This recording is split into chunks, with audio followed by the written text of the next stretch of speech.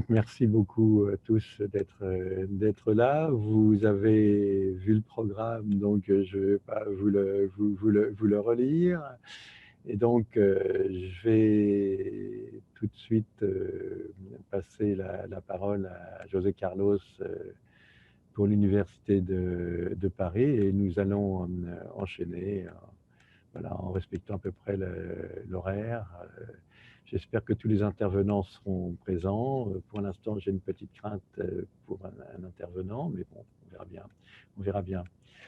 Donc, José Carlos, je te passe la parole. Merci.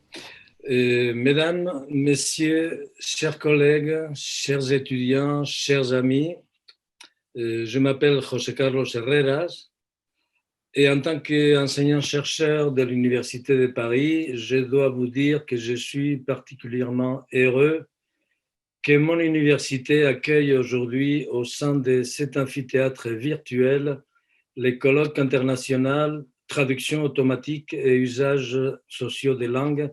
Quelles conséquences pour la diversité linguistique? Soyez les bienvenus.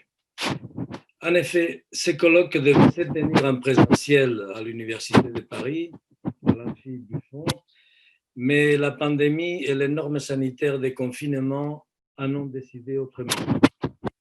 Espérons que la situation s'améliore rapidement.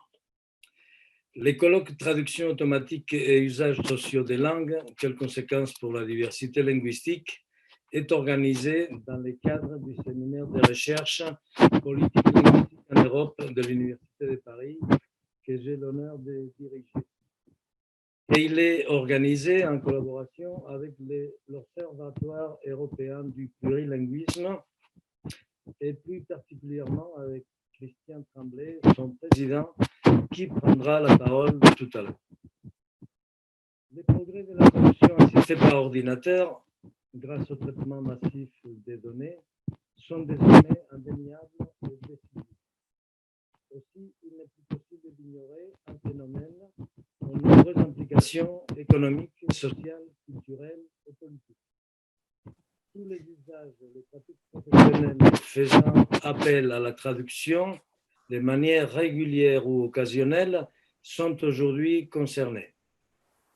Mais au-delà du recours à la traduction, sont aussi concernés les emplois des langues dans la communication ordinaire où la traduction automatique peut permettre l'intercompréhension entre locuteurs qui n'ont pas de langue commune pour communiquer entre eux. Il nous est donc apparu important de faire les points sur les progrès et les limites de la traduction automatique, mais surtout de susciter des réflexions sur les effets multiples. Il est en particulier crucial de problématiser les utilisations de la traduction automatique par rapport aux apprentissages des langues en vue des emplois effectifs de celles-ci. Le développement de la traduction automatique concerne donc les particuliers, les entreprises, les administrations, les professionnels de la traduction, les enseignants, les étudiants, les chercheurs, les médias et en long, etc. Selon les rapports que l'on entretient avec les langues, l'usage que l'on peut faire de la traduction automatique est très variable et ses conséquences sur la connaissance et l'emploi des langues peuvent s'avérer très différentes. L'activité principale d'un traducteur professionnel, par exemple, peut finir par consister essentiellement à vérifier et à améliorer la traduction obtenue par la traduction automatique, plutôt que de traduire à proprement parler. Dans ces cas, c'est alors vers une redéfinition de ces métiers que l'on s'orienterait, à la fois en termes de productivité, mais aussi de méthodes ou même des compétences à acquérir et à mettre en œuvre avec les conséquences que l'on doit imaginer sur la formation des traducteurs et des interprètes. D'ailleurs, on peut se demander quelles conséquences la traduction automatique pourrait avoir ou a déjà sur le travail des traducteurs et des interprètes au sein des institutions de l'Union européenne. Nous avons la chance d'avoir parmi nous un représentant de la Direction générale de la traduction de la Commission européenne, M. Proux, qui pourra nous éclairer là-dessus.